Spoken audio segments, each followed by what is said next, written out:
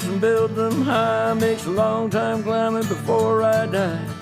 I want the chance to spit in his eye. Well, they gave me bars, but I can see between to a dusty yard and a long gone green. They call that freedom, if you know what I mean. And I dry my sorrows, but the whiskey's gone. I'm sober as...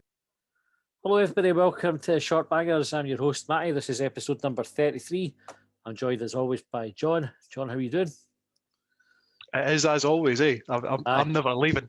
I joined as a competition prize and I've never left. Aye, good. Good to have you on board, mate.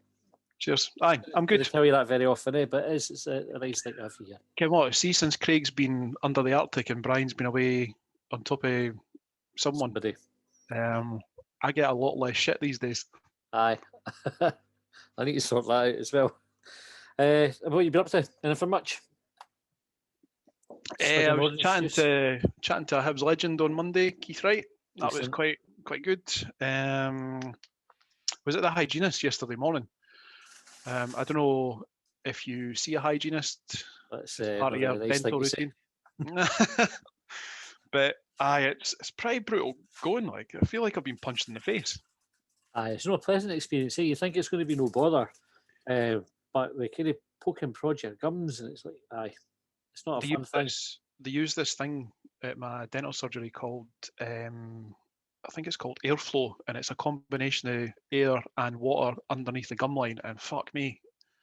Like, you're sitting there at points where your fingernails gripping the seat, you're like, fuck it, get this over and done with. The dentist is never a pleasant experience. Yeah, I've never enjoyed it. I used to have an orthodontist, so when I was in my teens, like a lot of teenagers had braces, and the orthodontist I went to was a guy in Murrayfield. Morningside. Ken was an M. Just totally went out my head there. In Morningside, and he had the smelliest hands. Like, oh, really? Disgusting. I don't know if it was the type of gloves he wore, or I don't know how it's possible to have hands that smell that bad. What did they smell of? I wouldn't like to say, John. Like, it wasn't. It didn't smell like shite, right? So, but they were minging. It was just a rank smell, like really bad breath, is what it smelled like. Have you seen the episode of Still Game where Methadone Mix gets his dentures? The new teeth. Aye. Was he like that dentist, like in someone's house? Was that where his dental surgery was? No. Well, I suppose it would have been like a converted house or something. But that was the most. And he always tightened them a bit too tighter than he needed to do, in my opinion.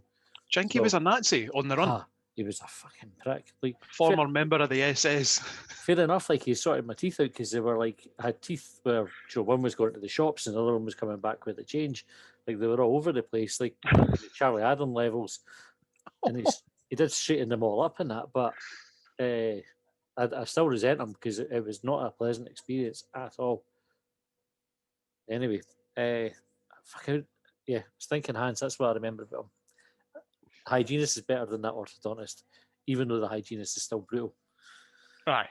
That's the point. The thing is that everyone fears the dentist, and I think not everyone fears the dentist because they hate the drill, they hate getting teeth pulled or fill-ins or jags into their gums or whatever, but in my experience, the hygienist is worse. Yeah. They could make the tools look a bit friendlier as well, because they all look sort of medieval. They put like a wee bobblehead on top of the... anything like that. I mean, the only thing that they're missing is rust, to make you like proper terrified. Like, at least they look clean. Or extra jaggy bits. Aye, like a wee spinning chainsaw bit at the end. In fact, they actually have one of them, I'm sure, like for grinding stuff down. Fuck the dentist. Stop it, you're turning me on. Anyway, but otherwise, hygienist side, John, you well? Yes. Are you? Yeah. Yes, I got an what air have you fryer. been up to this week? I got an air fryer last week. I've been desperate to talk about this. Have you got an air fryer? No, my adopted dad, who's younger than me, has got an air fryer and he fucking loves it. He makes a good set of, like spicy or Cajun wedges in them. Yeah. Quality. Yeah, unbelievable. You have to get one. Like, you will not regret that purchase. I got one that fits a rotisserie chicken in it. So, it has to spit. It was bonus month for you, eh? for all of us. So this thing like does the best chips, right? So put chips in it, the chicken thighs, the rotisserie chicken, and I was like, I love chicken anyway. Right? So this was like a dream come true for me. This thing was like fucking delicious. We did sweet chili chicken thighs in it tonight. Incredible. You have to get one. It's Is just that you being on the air fryer like Monday to Thursday? more or less like I was scouring the freezer earlier on today. I was like, I want to get something for lunch. What can I air fry? So, TikTok's good for that. I'm sure there'll be other like websites there will be for air fryer hacks, things that you can make in it. I did a couple of sirloin steaks in it last night. It was like fucking butter, it was like melting your mouth. It was so good. That doesn't. Well, I suppose you do fry steaks, don't you? Yeah, trust in a me. hot pan. Trust me. A bit of oil, some salt and pepper, into the air fryer.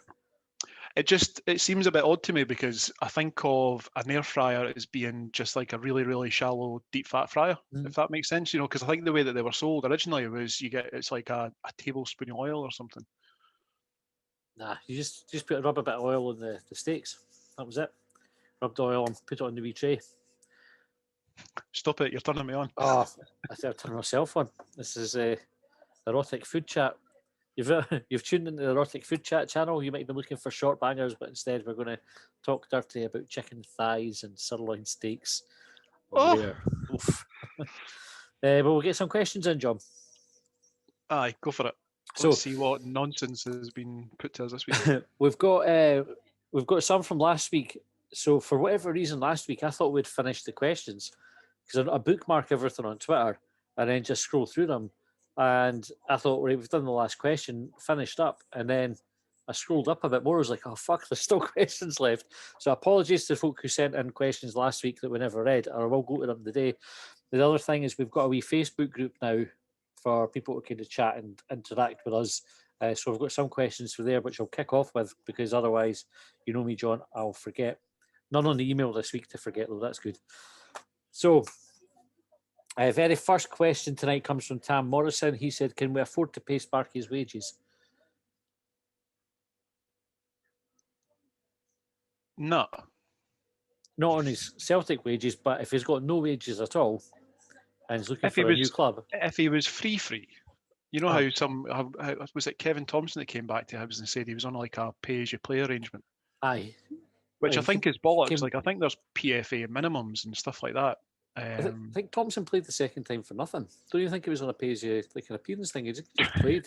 Just there at the goodness of his heart, aye. Just there to be nice. Dick. Still did the win folk over, eh? And then, by the way, you hear him on, I think if he had the Rangers TV commentary on the weekend. Aye. I thought Clive Tildesley was bad. Like, didn't I understand that Clive Tildesley has been employed by Rangers and he's... Well, no, that actually goes... That's counter to everything I was about to say.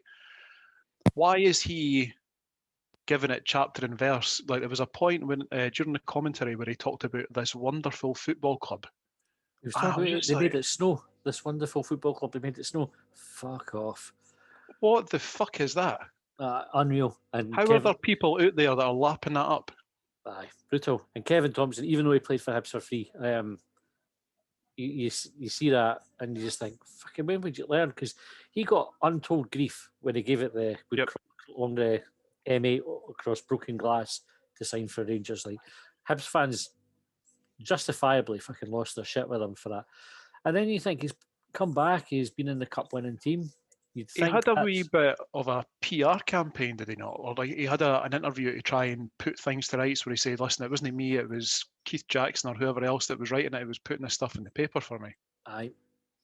And then Rangers TV, lo and behold, he gets the 1690 tattoos out, starts singing the sash, and well, not quite. Sitting doing the commentary in the full kit. Aye, it was brutal. So anyway, I don't think Griffiths would be that free, but his contract with Celtic is up this summer. I think Celtic have the option to do an extra year, but I doubt they would take it up. Like, why would you if you were Celtic? They're not playing him, so why pay him another year's wages? So he would be effectively without a club, in which case Hibs would dictate the terms. We could either afford it or we couldn't. So if he signed for Hibs, then yes, we can afford it. If he doesn't sign for us, then no, we don't.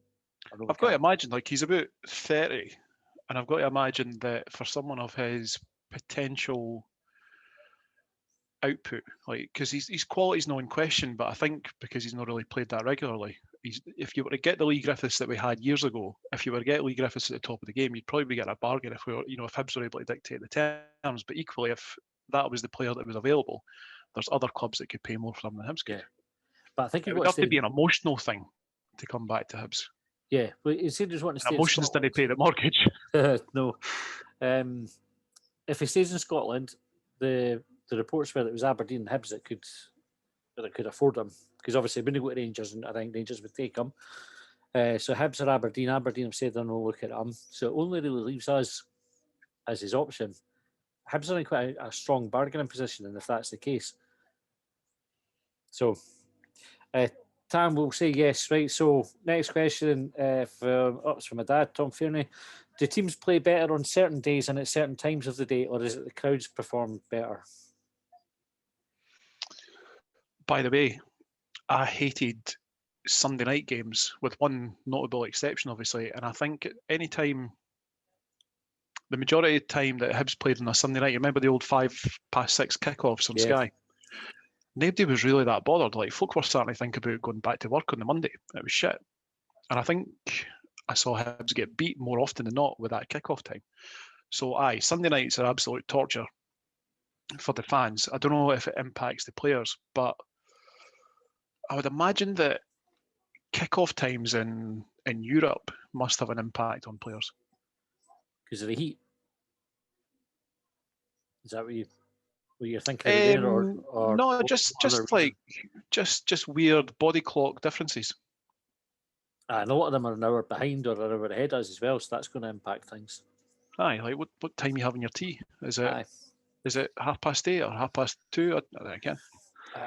Right, Tom also asks, is pace the most important attribute of a striker, a winger and an overlapping fullback, or is it the ability to finish and or put in a decent cross? So it's more important to be good or fast? I'd say it's better to be good than it is to be fast. And I'll hold up David Murphy, fabulous Hibs left back extraordinaire, as the prime example. A lot of folks said that he was missing a yard of pace, and I thought he made up a couple of yards of pace with that first touch of his. With speed of thought. So this is a good example of that as well. Obviously, when his legs went, he was just obviously wasn't pinging in crosses and finishes, or he was doing both those things, but no the frequency of a winger or a striker. But I would say if you've got the quality, it'll forgive a lack of pace. Aye, definitely. And then last one for Tom was comb or brush. Neither. Aye, fingers at the moment. Don't need either. I prefer to use a comb if my hair's a bit longer. I'd use a comb. Depends on the style. Aye, I've not used a comb or a brush in donkeys. Like, most of my hair care routine at the moment, or my hairstyling routine, is towel dry, brush it over to one side, make sure nothing's sticking up, and that's me done. What if it was Douglas comb or Basil brush? What would your choice be then? I read, so I don't know, did you ever read Mass Hysteria? Yeah. Loved Mass Hysteria, and I was fortunate enough to have a couple of wee things printed in it towards the end of its run. But I was reading about it this week, and I saw a funny story from, I think it was, I want to say the boy's name's Sean Allen. I think he maybe founded it or was editor at one point. Yeah. And he was saying at one point, Douglas Crome had phoned them up at his work and asked if they would stop calling Alex Miller Lexo. And from that moment on, he was referred to as Bastard Face. And I thought, that's fucking priceless. I would honestly kill for Mass Hysteria to come back and be a part of it. I honestly thought that thing was absolutely superb. Aye, it would be good to see it resurrected. There was we got tagged in a video. Kev, can't remember Kev's Twitter handle. Kev tagged us in one. It was a wee video, like one of the news programs or something. I'd done a feature on the Mass Hysteria. So there was John Campbell and I think it was Sean Allen that were kind of featured and talking about it. And Irvin Welsh was obviously involved as well. And there was just some cracking stuff in it. It was like as good a fanzine as you could hope to get, I think. Aye. Definitely would be good to see that come back. Last question from the Facebook group comes from Mark Love. Is Boris really as stupid as he looks and appears to be? I think he's more stupid than he appears to be. Aye. Boris Johnson is a cunt. Aye. I don't disagree Nah. at all. Right, on the Twitter, so these are some of the questions that we missed last week. And John, if I repeat one that we did ask, you need to call it out, right? Because my memory is pish. Strong Opinion Hibs. Hi, guys. They said, if you had to build a statue of a player or a manager outside Easter Road, who would it be? And you can't have Ricardo Vaz because it's too obvious. Can we have both? Can we have a statue of a manager and player? Yeah. I'm thinking maybe like a sort of fatherly looking manager and a young, innocent faced player. So player Ross Chisholm. Pointing to somewhere in the distance. It could be like, what was that? Was that Da Vinci? Was that the Madonna? Oh, what was the name of the bloody painting? Where there's like just a baby sitting at someone's feet and they're pointing off. I know the one you mean. I couldn't tell you what it's called. So you know, obviously after this, I'm going to get Ross Chisholm's face and put it on that picture. And I would hope you do that. And the manager would have to be Soze. Godlike. You'd have Soze the player, surely. It doesn't fit my vision, but you're right. By the way, so you know there's the photo Soze coming out at Easter Road just after he was dismissed, and he's got the big coat on and everything, but he looked cool as fuck. That would be a good statue. If he'd been that's where you wish he'd been a massive success as a Hibs manager, because you could then legitimately put a statue up. So I'd quite like to see Stubbsy as a statue for winning the Scottish Cup. Quite happy with that. And statue, I mean, you could take you'd probably go with Pat Stanton, wouldn't you? Like for the statue, or Eddie Turnbull, somebody that's standing with the club. There's been chat for a while, of a statue of the famous five being put somewhere.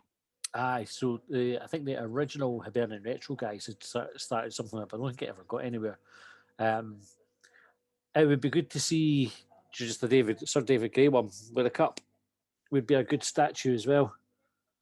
But in the absence of a statue, that bit that they've got on the famous five as you come along Albion Road is brilliant. I hope they varnish that and protect it and keep it protected like a painting in the Louvre for as long as possible.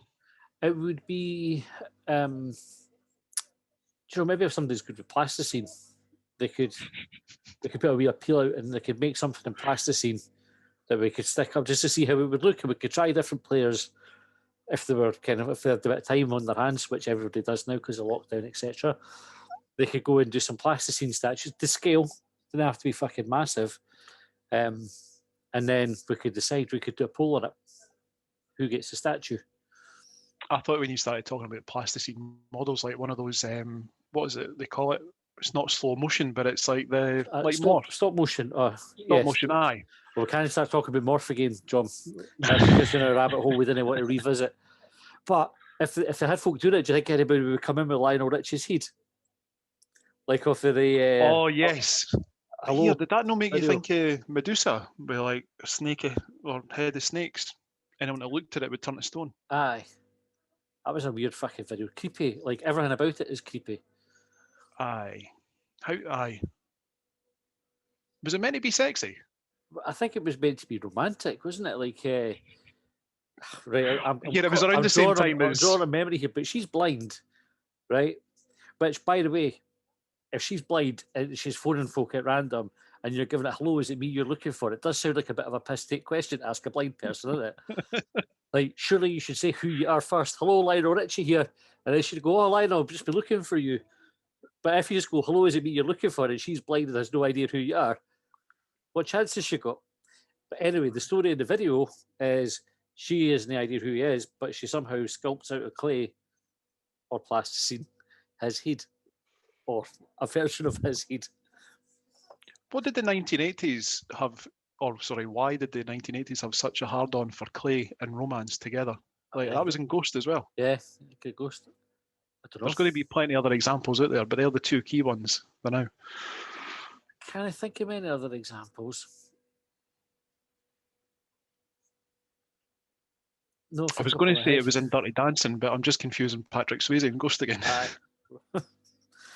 Aye. Again, maybe it was like a wee Hollywood trope for a little while that if you were going to do some shagging, you had to do some pottery first. It's like one. Have you heard about the trend for men on Tinder to be like pictured holding a big fish? It's almost like it's like a way to sort of signify to the opposite sex, like I can be a provider for you. And I wonder if that was something in the clay, like I'm artsy and I'm sensitive and I'll shag you. Aye, I can make you a teapot. I've never heard this thing with a fish before, John. Is this an actual factual thing, or I read about it, so it must be real. why do they stand with a fucking bear?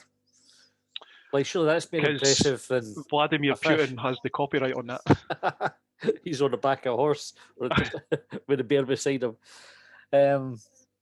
Right, Crimpers asked, would you rather be in a coma for 10 years or jail for 5 years?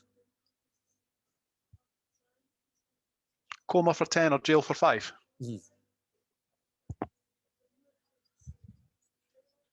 I'd probably go coma for 10 because I reckon the physical and mental effects will be less than getting bummed for 5 years in prison. I love a long lie, yeah. I thought you were going to say that you love getting bummed. No, love a long lie. So that'd be 10 year coma. Like fucking. Do you think? Think of the wee tasks that you have to do, the wee odd jobs about the house that you do now, right? As part of being like half of a relationship, right? That you would get out of because you were in a coma. Like, you can't get a better excuse than that for like not doing stuff. See if you've been in a coma for 10 years and you wake up, do you think you've got a cheek come bedtime to go, oh, I'm quite tired? I'm quite tired. I would do it anyway. I would get first thing You've with been a big asleep for 10 years. Oh, big stretch, a big yawn and that. What's happening? I would ask somebody, who's the president? What year is it? Like in the film, that's the test, isn't it? Like how they get to if somebody isn't sure where they are, they ask somebody who the president is, and then they can sort out what time they're in based on the answer. Anyway, right. Did we both say coma then? Good question. Right, Alex Fitzpricker said, what will happen first? Lee Griffiths signing for Hibs or Alan McGregor chilling out? I think there's only one answer there, isn't there? Welcome home, Sparky. Yep. 1875, Mark Strachan said, the best pies in Scottish football, what would yours be? The pie that I've had most recently was for Alan's Bakery on Wrestle Rig Road, and they were outstanding. That's not Scottish football, though, is it? Oh, right, okay. From the grounds. Christ. I actually tried to do, I think I mentioned before, my mate was going to do like an alternative Michelin star guide to like burger and roll vans when he was working as a joiner. And I wanted to do that. I've never done it yet, but I want to go to every home and away game watching Hibs. And I want to sample a pie at every ground and provide a report on it, provide feedback. And I've not managed it yet. But a notable pie, or notable pies, were at Linlithgow's ground. I think that was steak and haggis. And at our Broth's ground, it was steak and black pudding. Alloa. Johnston also do a good pie. The pies at Johnston are no bad. Dunfermline's pies are good, along with the steak Fridays. Alloa do pie in a roll. So they get a bonus point for that. You get pie in a roll at Alloa. Which is the fucking, as we've discussed on the podcast before, is the fucking mutt's nuts. It's ambrosia. Aye. Is it a buttered roll? Oh, it has to be a buttered roll. Because the butter melts and you've got like the buttermilk and you've got the it's like 4 different layers pie and oh my word. I wonder if you could air fry the fucker. I saw a video recently of someone putting, have you heard of is it a Wigan kebab? No. I think it was chips and gravy on a buttered roll. Oh no, was it just that? And then someone put the roll in batter and deep fried it. I thought that was too far. I'm not. Yeah. Although I was going to dismiss that instantly, but a pizza crunch is something that I dismissed when I first heard the sound of it, which is a deep fried pizza but with batter. And you think that's that's too much, but it's fucking decent. Yep. So maybe that would be decent as well. It's too much cholesterol. I know. I'm lucky, like I could just eat what I want. You didn't see it. Like I just did. I think where it goes. Oh no, wait, tell a lie. Alex said, "Are there any songs you change the words to for comedic value?" He says, "Whenever I hear "Owner of a Lonely Heart" by Yes, I change it to "Owner of a Baldy Head" and have a chuckle to myself, even if is no bald people nearby. Try and make every song Scottish where possible. I did it, by the way, for singing along in the car, to sing it with a really Scottish accent, or change it to, like your kind of colloquialisms. So you put the local dialect in it. Aye, so you just go. I don't know. Never mind, I'll find some cunt like you. Aye, exactly. Aye, you do that or you go as over the top Scots as you possibly can. Aye, I definitely do that. Like, so if I'm just in the car myself having a wee sing along, I'll do that. I try to put make songs quite offensive a lot of the time if I'm just myself, and just put swear words in, or if I'm pissed off, like if I've come into the house and I'm raging about something that's happened, quite often, if whatever the first song is that comes on, I'll have a wee rant to myself, but along to the words of the song. So it would differ each time you do it, and it would be just totally random based on the song.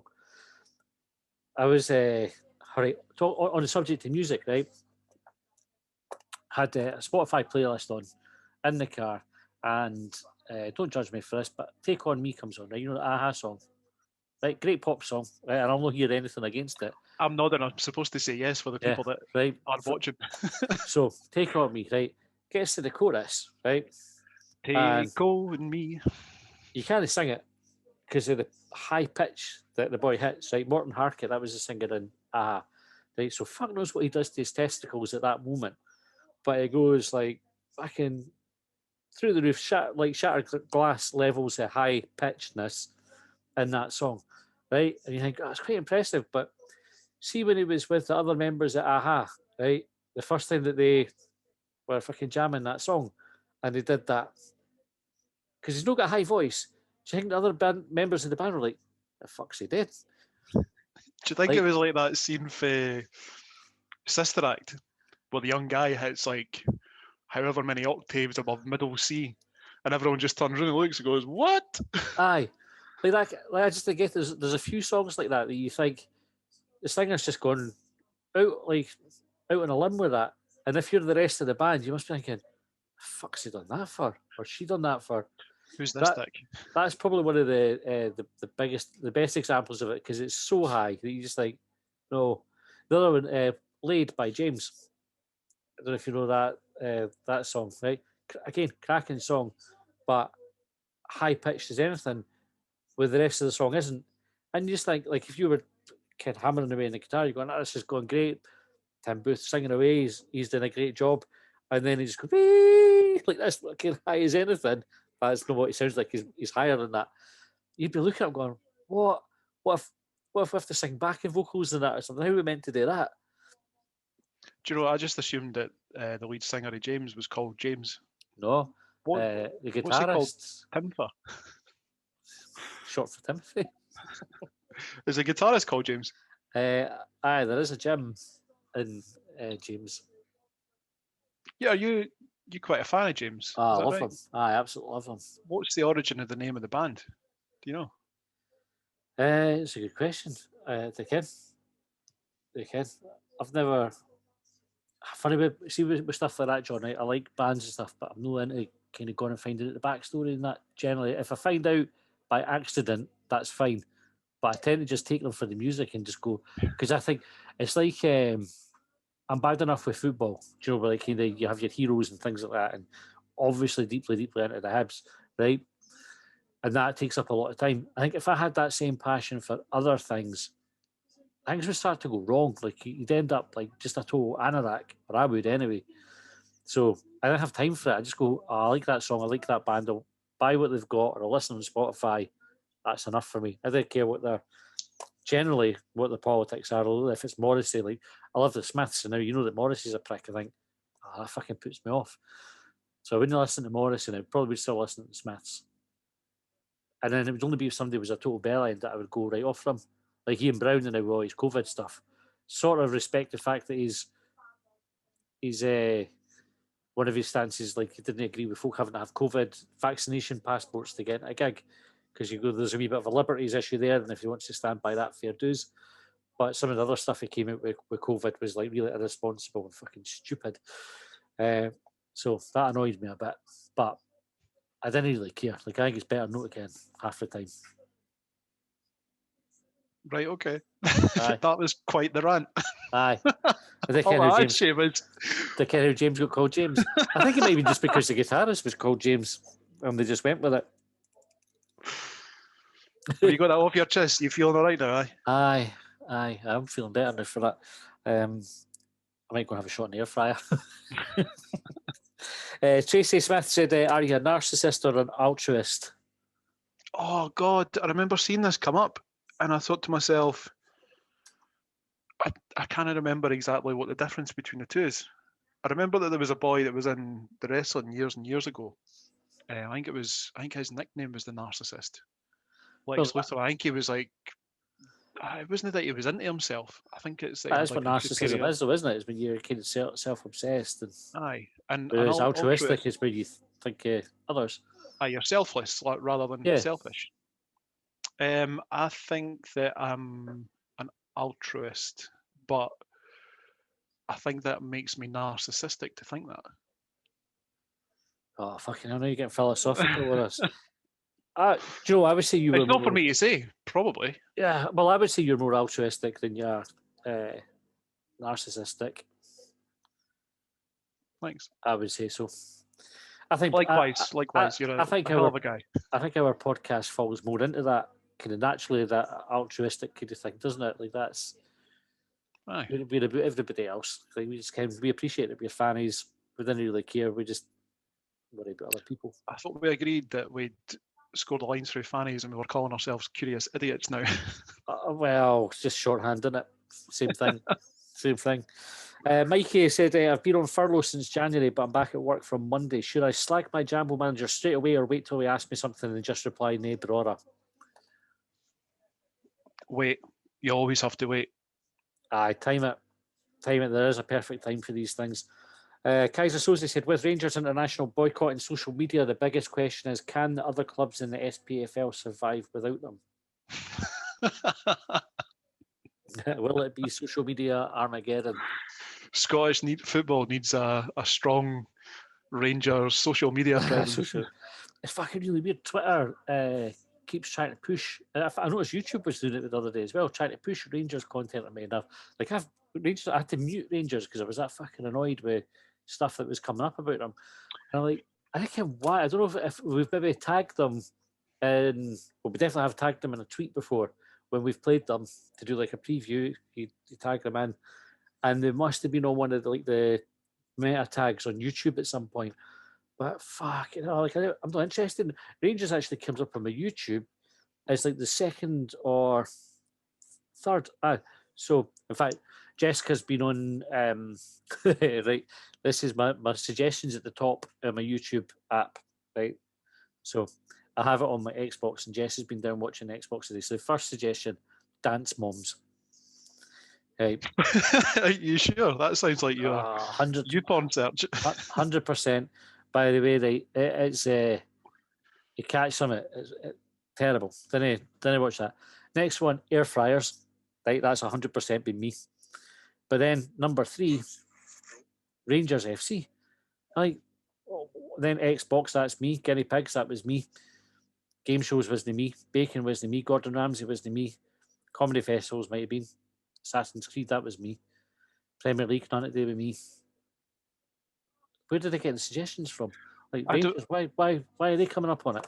I have that difficulty with Twitter as well, to be honest. When you go into the what's trending, and you get beyond the trending stuff, and it's things you might be interested in, and it's Celtic and it's Rangers. Like, no, I'm more interested in Alloa and Arbroath than I am on YouTube. I'm more interested in grating my testicles than. And I don't know whether it's like I don't imagine that the heat honchos or the algorithm writers at Twitter have done what Sky Sports do and just try and ram the old firm down your throat. Like, they kind of put that into the algorithm. So how is it it's coming about? Or is it just pull information or like likely topics in Scotland, for example? Like, oh, I see this guy likes football, so he must, and he lives in Scotland, therefore he must be one of these two. Brutal, and that sums up bloody Scottish football in a bloody nutshell. That, like, everybody just views it externally through that lens. In Rangers and Celtic. Aye. In fact, I can't even lump Celtic into it because they're innocent, and for once. Aye. Daughter's just handed me a note saying Dance Moms is the best.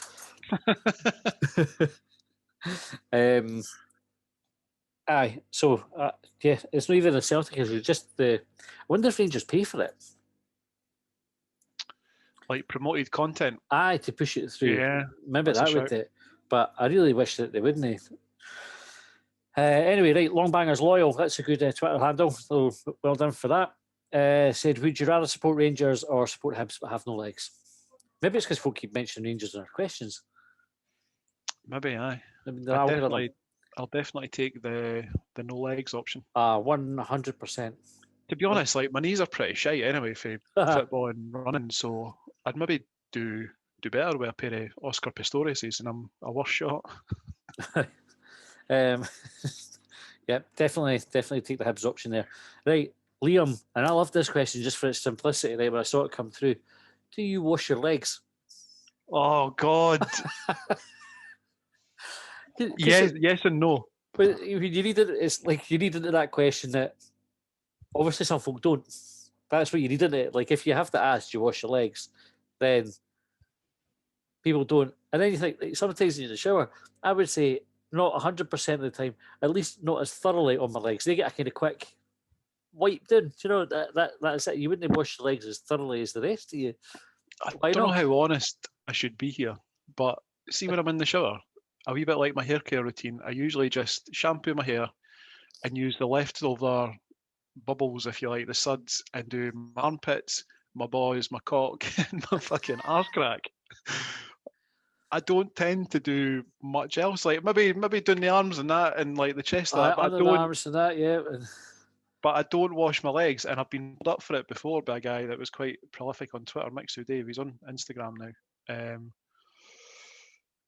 He was like, "You dirty bastard! Like, you didn't wash your legs, but you didn't." Obviously, stands to reason if you didn't wash your legs, you're not washing your feet either. And I'm thinking, but all of this, the shampoo and that, is running down the way. It's running down my body. Aye. And I got shamed into basically washing my legs, and then Mixu left Twitter, and I've stopped washing my legs.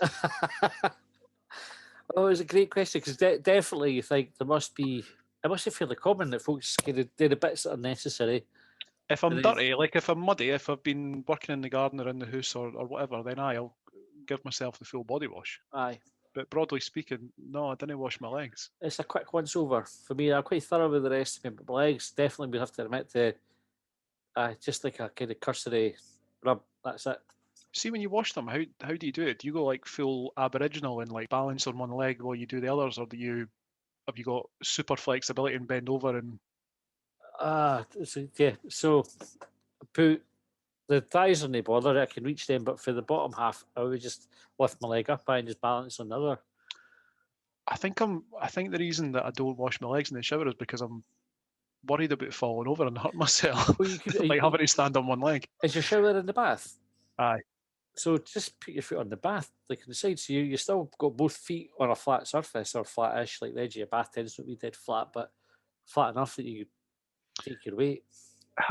Have I ever told you about the time that I managed to close my head inside a cold source? No. Does that balance that to sound like something I'm going to get away with without crashing through the shower screen? You shouldn't call them clothes horses anyway. You should call them errors, because if you call it a clothes horse, if it breaks a wee bit, you have to put it in. Just get the fucking shotgun out. Get the gun out. No. So how did you get out of that situation where you'd stuck in a clothes horse? Or were the clothes on it at the time? No, I was trying to put it away. Fucking read first. Honestly, didn't I? I mean, so you know how your clothes horse or your error, Aye. it's got like two wee catches at the side. So I got one of them, and I sort of lifted it to get the catches up, and one of them came up, but the other one didn't. So I've peered in and lifted it, and of course it's just fucking concertina on my head. What an idiot! Did anybody see? No, it was just me myself. But I take the piss out of enough people that I'm quite open and honest when I make an arse of myself. What I hope happened is, as it concertina on your head, you made a noise like an accordion. It was more. Do you know, we went to, there's a place called Auchengarrick, which is kind of north of Fife, like Perthshire, I think. If my geography's right, I'm sure it's Perthshire. But there's a sort of farm stroke mini zoo that you can go to, so the kids can do like animal petting and stuff like that. And we went with a few years back with Jess and a couple of her pals, or a pal and her pal's wee sister. So Jess would have been 9, or I don't think she was 10, so maybe 8 or 9 when we went, and we got ice cream for everybody, like a wee ice cream cone, and we came out the wee cafe bit to sit down to have them, and I took a lick of my ice cream, right, mint chocolate chip, right, which is widely accepted as the best ice cream flavour, right? You do get shitey versions of it, but You do, but when if you it's get a good one, it's good. So that's what I had. One lick of the ice cream cone, and the ice cream fell off the cone and onto the ground. And no sooner had that happened, Jessica's pal, Amy, just went, wah, wah, wah. I was like, that's quite impressive. That's funny. Yeah, it cheered me up. I was annoyed at losing my ice cream, but I couldn't be annoyed after that. Kyle Forrest said, who's Ronald Gordon putting up for sale this summer? So do you think Ron Gordon's going to put anybody up for sale, or will it just be a case of folk coming in to try and buy? I think Ron Gordon is going to put up chains in front of the main entrance to Easter Road, not for sale. Well, or cold callers not welcome. Aye. A wee sticker on the front door.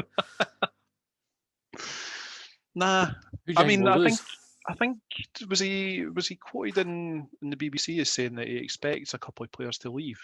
One, maybe two at a stretch. One, maybe two. But then I don't know if that I don't know the context of the question. I don't know how it was put to him, but well, I could tell I had a feeling that Dre Wright and Jamie Murphy could find themselves out the door. Jamie Murphy will definitely go. I think we've committed to the contract with him. Because he was signed. How committed are we if someone wants him? Oh, if somebody comes in to buy him, yeah, I think that's a good point. I think we might accept the bid. But the context was you've got bids in for Porteous, Nisbet, and Doig. Do you expect them to go? And he said, I think I got this right. He said, one, yep, maybe two at a stretch, but I wouldn't think any more than that. Because he was saying you've got to balance building the team and being successful on the pitch with players want to move on and better themselves. And then see, I wonder if he's like, I think he's touchwood. Like, I think he's quite a clever guy, and I wonder if he's, like I say, answering a question, but not the question that's been asked. If that makes sense. I don't know. I thought he answered it fair enough. Like he was like, "Yeah, we would expect to lose somebody, but maybe not everybody," which is probably what will happen. Right, the words said, other than Matty, for obvious reasons, have any other longbangers been featured regularly in the Sunday Post? He thinks I look like Pa Broon.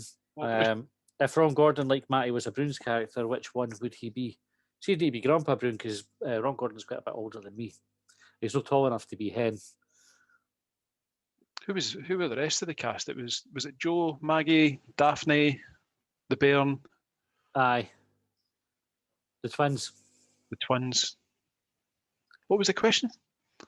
If Ron Gordon was a Broons character, and have you featured regularly in the Sunday Post? No, I don't think anyone looks like me that's been in the Sunday Post. If Ron Gordon was a Broons character, DC Murdoch. Well, that was O'Reilly, wasn't it? Do you know, probably Joe, when he's a bit older, he's maybe, Ron Gordon's maybe not got the same sort of jawline, but maybe same sort of build in that. Aye. Did you used to like it? Did you read the Broons and O'Reilly and that when you were wee? That was a Christmas staple, was their annual. Aye.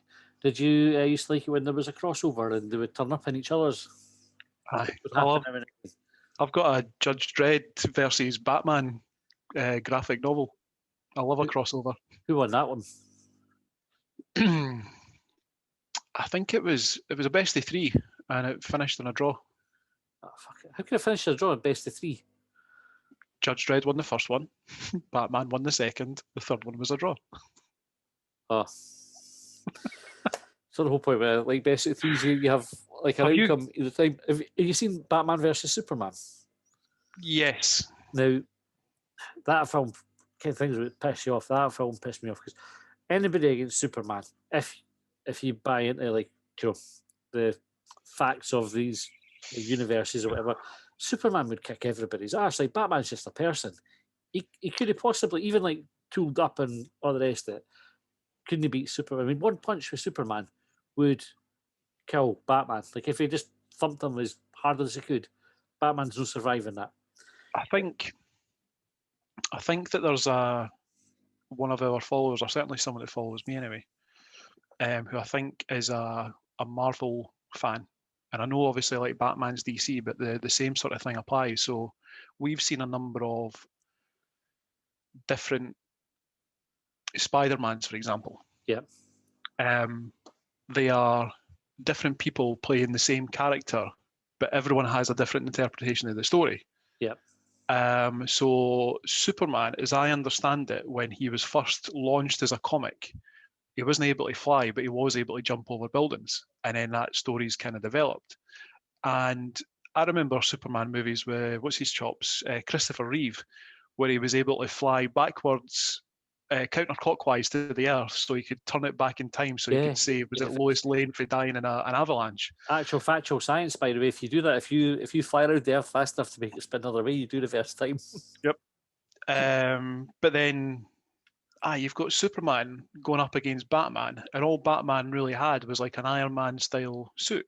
Yeah. That could withstand one of Superman's punches. And you're like, well, I totally get where you're coming from, but it's that difficulty of continuity and where there is continuity and where there isn't. Aye. That annoys me. I'm just like, well, that's not a fight. Like Superman versus any human, Superman wins. Unless like a big kryptonite suit. But Batman gets the kryptonite late on in that film. It's not like he's got it from the fucking start. Is it the kryptonite? Is it a kryptonite tipped spear or something? Something like that. I was too annoyed by that point to start properly paying attention to what happened. I was reading that film. I was reading that in the Zack Snyder original cut of Justice League, there's a line in it where Superman asks Batman, "Do you bleed?" And they've removed it because it doesn't make any sense. Well, of course it doesn't make any sense. Why would Superman ask a question like that? Don't know. Or I can't remember exactly. I thought the question was asked the other way around, but either way, it's been removed. I watched the director's cut, by the way, Justice League. 4 hours. Is it good? 4 hours. It's all right. I wouldn't recommend it. Like I wouldn't say that it was utter garbage or anything like that. Like it wasn't terrible that you think, oh, that was a total waste of time watching it. But it wasn't as good as the Marvel films. I see. It's different. Marvel's I wouldn't. DC stuff's just a bit darker. It doesn't have that humorous element to it that Marvel does, but you do need that, I think, in the sort of the story arc. You do need a little bit of levity, if you like. The Batman Begins and the Dark Knight, that trilogy, they're pretty dark, but they're fucking excellent. Aye. They stand up against the Marvel films, but the Justice League was like a kind of an attempt at the Marvel idea, but just fish. Anyway, moving on from the Broons, John. That was for the Broons. Joe Broon, Ron Gordon, Joe Broon. So we're saying what we say. Ron Gordon is Iron Man. Is that where we're going with it? We'll leave it there. You put a suit on and then just tag at everyone. He'd be like, was it no Gene Wilder? Gene Hackman, Lex Luthor type. media mogul, billionaire, wants to take over the world Aye. and colour it green and white.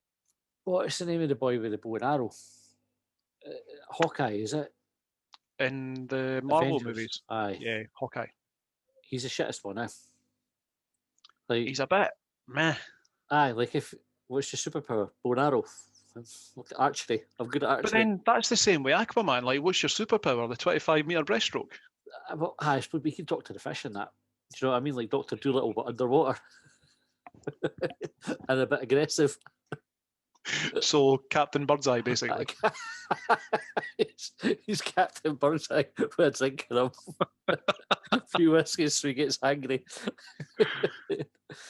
Aye, I always thought that like that's the worst character for them to have. Like it's just as good at archery. You should be at the Olympics, mate. No fighting aliens. There's a character in the Deadpool movies called Domino. Her superpower is being lucky. But it actually works out quite well. And Deadpool is the kind of movie that he takes the piss out of it. Yeah. Being lucky would be no bad power to have, though. Huh? Aye.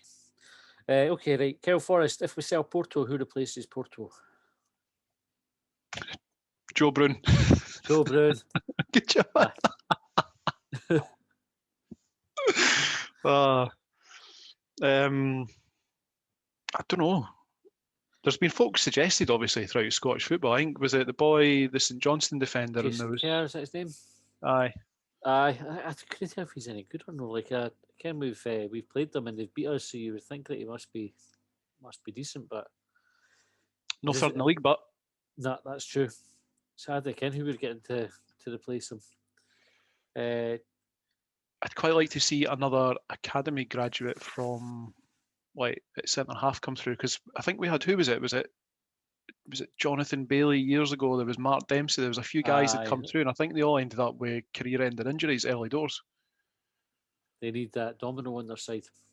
Yes, need a wee bit of luck. Aye.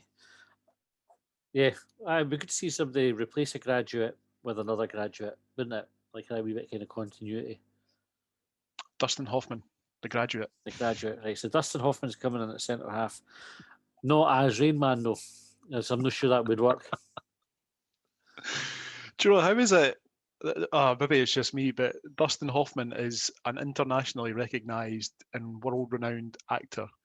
But how many films can you name that he's been in? Oh, we did two there, didn't we? Like The Graduate, Rain Man. Was it Contagion? Tootsie. Is that what it's called? Annie Tootsie, where he turns into a woman to get the office job. That's him, isn't it? Oh, I don't know. Well, that's what I'm saying. I've not seen it, so it's probably highlighted my ignorance. The rest is Scottish football and Dustin Hoffman films. Yeah, Rain Man. Right, Kaiser Soze, who's a bigger failure? Richard Foster, Don Robertson, or Mercer's Deed? That was the 3 poll choices they put up. They're not our words, they're his. What were the choices? Richard Foster, Don Robertson. Richard Foster for his shitey commentary or punditry on sports scene. Don Robertson for his shitey refereeing, or Wallace Mercer for just being a deed cunt. I'm going to say Mercer because he failed in his Neil Lennon merger quote. Yeah. Amy McDonald's husband, he's not doing very well as a commentator, is he? His punditry is pish. Well, what is it? It's punditry. It's no commentating, is it? It's just it's analysis. He's meant to be like an expert in bullshit analysis. Like it's honestly, this really gets my back up, because I genuinely believe we could do a better job, despite my ignorance of the rest of Scottish football, because he just comes out with. I think he admitted it in one game. He said, "I've not seen much of Martin Boyle except for this game," and then he proceeded to tell us what Martin Boyle was like as a player. Aye. No, fuck off. Bell end. And Don Robertson, he's. Aye. Well, for reference, Sean, your answer matched the poll. So Mercer got 53% of that poll that Kaiser Soze did. So I think we're all on the same page with that one. David Loudon, have you ever sharted on a night out? So no is my answer. That's one. I know obviously we're missing one member of the Longbangers team who would definitely have done this. Aye. He told us a story that he'd done it Yeah, but while he was trying to talk to a woman. Never sharted on a night out, but I have shit the bed twice. I was unwell, and you know that way that you've had an upset stomach, and you go to the toilet, and you've had a bit of a torrid time, and then you come back to bed, and you're just getting down to sleep, and then you let a wee pump go. Except it's not a pump, and you shat the bed. Wow, wow, wow. I have been quite fortunate, like with bowel and bladder functions as the years have gone by. So, Still time. You're a young man, Matthew. Cal Chalmers said, my dad keeps saying that Joe Newell is a pussy. During the Stickies game on Sunday, I lost it a bit and told him Joe Newell would kick his cunt in. Who do you think would win a fight between Joe Newell and your dad?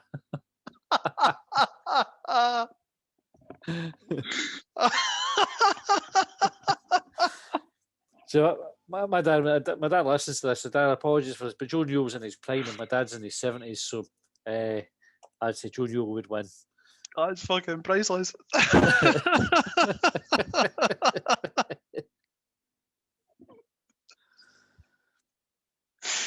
Oh dear. Joe Newell would kick my dad's cunt in as well. Excellent. Right. Honestly, I just had this image in my head.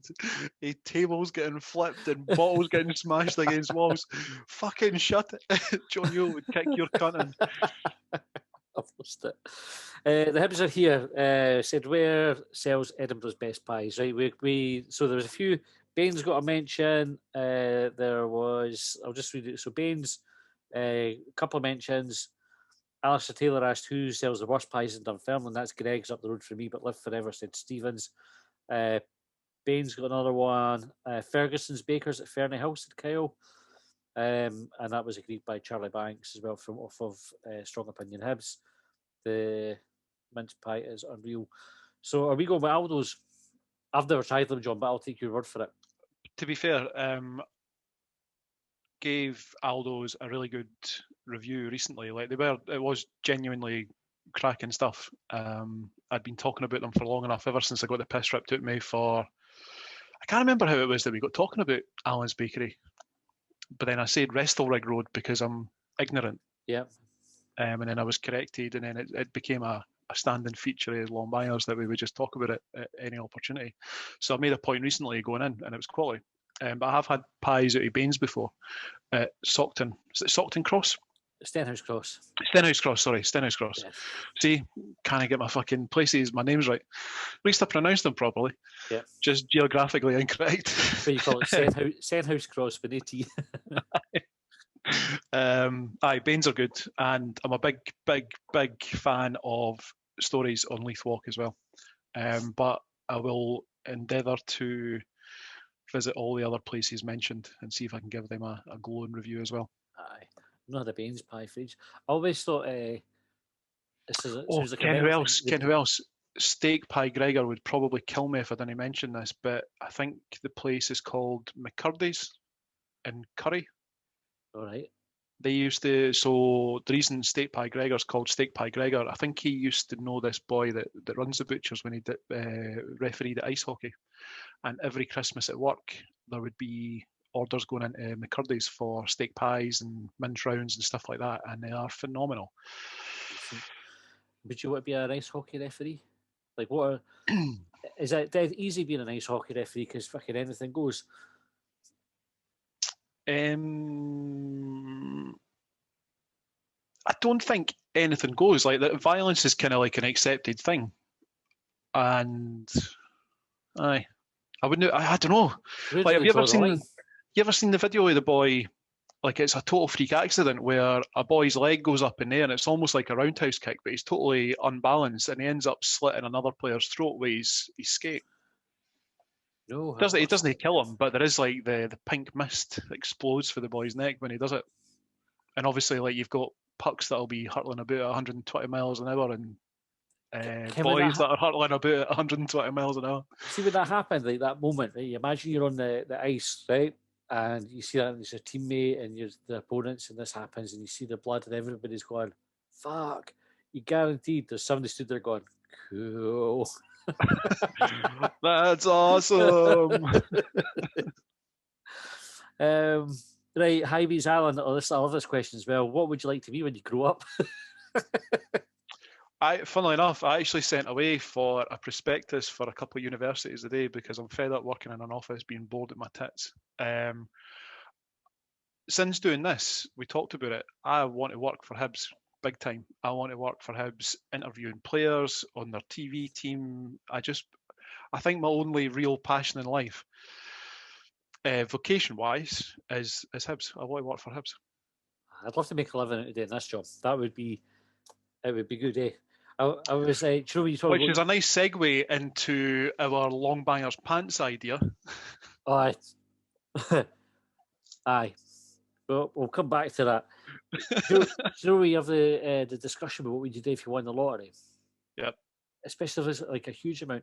And obviously there's kind of a few assumptions being made there, but it was one of the things that I thought would be really, really good to do. See, like you got the Euro Millions, right? So you're never having to work again. You don't have to think about it, and you can afford to employ other people effectively. But how good would it be to just say, okay, what, John, I've won 100 million on the Euro Millions. You fancy doing Longbangers as a full-time job? And you don't have to work full-time hours or fuck all. We just still do the same 3 episodes, but you just get paid, whatever wage you want pretty much for it. That'd be decent. That would be quality. That's going to be second in my list behind working for Hibs. Aye. That's like, well, if I can earn enough to retire early in debt, or if we could just get everybody to go and buy all the recast videos and just keep doing that, we can afford to do it, John. We could just be stay-at-home podcasters. I think we're going to have to get 155 million fans on recast to make it viable. we need significantly more people to watch than have watched so far, but it's only the start. It's only the start. The recast is in its infancy. Exactly, it's still a beta version. Like it's got loads of growing to do. Aye, and it's good. So, what would I like to be when I grow up? I would say with you, John. Like I would have loved to have played for him, and this is where I get jealous of my son because he's going to go to university and do football coaching at uni. Come out with UEFA licenses and everything. Imagine having that on the table when you were at high school, like knowing I could get a career in football. It would be amazing. Instead of ending up. I think I've said before that one of my mates, wee laddies, is showing some early promise. Like he's absolutely daft about football. I think I mentioned him when we were talking to Lewis Stevenson. He was the wee guy that gave Lewis Stevenson the Scottish Cup replica. Yeah. And I keep saying to my mate, how good's it going to be when wee Daniel picks up, scores the winning goal in a derby or, in a Scottish Cup final or whatever. And so I'd like to live my dreams through him. Yeah, bask in the reflected glory. Oh, definitely. And then I'm thinking about the associated, never having to worry about a ticket for a derby ever again. Never having to worry about the conversations about loyalty points. Just speak to Daniel. He'll hook me up. Good question. Anyway, so you should what age am I? 43. Should ken what we're going to do with my life by now. Anyway, Raymondo from off of Quick Bang. So this is like a visual one, John. So I'll show you the photo. I don't know if you can make that out in the camera, right? But what we've got here is, so I'll describe it, an Oompa Loompa in the bottom left, right? So you can see it's a short, what's the politically correct term? A wee person dressed up as an Oompa Loompa, which if they've chosen to do that, that's fair enough. But if somebody's made them do it, there's probably questions to be asked. Then there's an ambulance with its door open, and on a stretcher, it looks like, the belly arse guy that was in front of Ibrox when the... Oh, yeah. It looks like him, but he's wearing fishnet tights, black pants and a bra, with a blonde wig. It looks like he's getting stretchered on. And in the background, there's another Oompa Loompa, and then there's two guys or women, whatever, dressed up as bunnies, sort of consoling each other, or just hugging. There might be the rabbits that could be romantically involved. Raymond's question was, look at this picture, look at it again. Now tell me the backstory. How has it come to this point in the story? What is everyone's relationship to each other? Oh, So- right. I'm looking at the picture now. Okay. So Okay. my That is another parasitic twin being absorbed by that person on the stretcher. Eh? my theory is, right, the Oompa Loompas having a Christmas night out, right, at the chocolate factory. Things have got out of hand and they've hired a stripper, right? But they've no realised the stripper is Tummy Arse Man from Buffy Rangers. Why So the when he's turned up and started taking off his clothes, they've clocked it. They've gone fucking mental, right? So they've spiked his chocolate drink because out the river, because he would have been, obviously being a Rangers fan, he would have been one of the wee cunt kids for Charlie and the Chocolate Factory. Did they follow the rules? Right? They ended up kind of either being too greedy or whatever. So he's probably seen, something green that he's taken offence to because he's a bigot. He's tried to pagger it, fallen in the river, inhaled or swallowed too much of the chocolate, gone into a sugar-induced coma, which is why he's on the stretcher. The rabbits were just passing by, but they were on a night out, or the rain Christmas night out. They've just been passing by, and they're just basically they're on their way home for a ride because they're rabbits. They're frisky, and they've just been caught in the moment. They were having a wee bag off, but they're just at the cuddling stage at the minute. So that's what I think's happened. Can I respond to this separately from Shortbangers? Because I think I could do something quite amusing. Aye, you can do that. Not that yours wasn't amusing. No, it wasn't. I just don't think I could do anything off the cuff. Aye. Do you know what? I fucking should, because we're talking about doing a live show. Well, Oompa Loompas were famous for the Christmas nights. I mean, they always got out of hand. It was like just normally ended up in a cocaine and alcohol fueled Oompa Loompa orgy. So talking about continuity, there's been 2 Willy Wonka films in our lifetime, at least. I'm not aware of a third, and there's 2 sets of Oompa Loompas.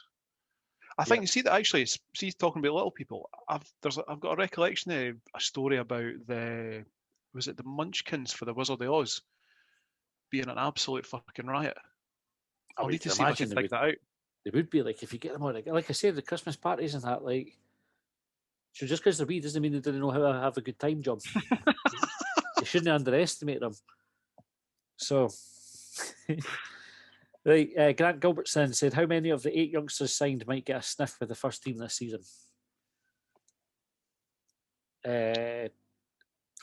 Probably, they might get a few minutes here and there. I don't think we'll see them feature very heavily as we're chasing third place in a cup. I think we're too close to the business end of the season for that kind of thing. Aye. Mike Casey, would you rather have piles or kidney stones? Kidney stones. Sorry, that's a Friends reference. Wow. Piles, probably. Piles, you could do something about them. And they're funnier. At least with piles, you've got some Cockney rhyming slang. There was a Viz character. Now, I think it was Nobby's Piles. Kind of Nobby Styles. I think it was Nobby's Piles was the Viz character, and effectively, the cartoon strip always ended up with things like going absolutely fucking terribly wrong to his anus. Surely he would fall into a cactus. That sounds like a Danish kids TV program. I need to look up. Like you should. I'm sure it's Nobby's Piles, John. You could tweet it later. The Fizz is different class, but I'm certain it was Nobby's Piles, and that's basically like every episode that he featured. It was just basically end to end him getting his arse torn to shreds and trying to get relief for it. Stop it! You're turning me on. Alistair Taylor, who's the biggest belly end, Chris Boyd or Kevin Thompson?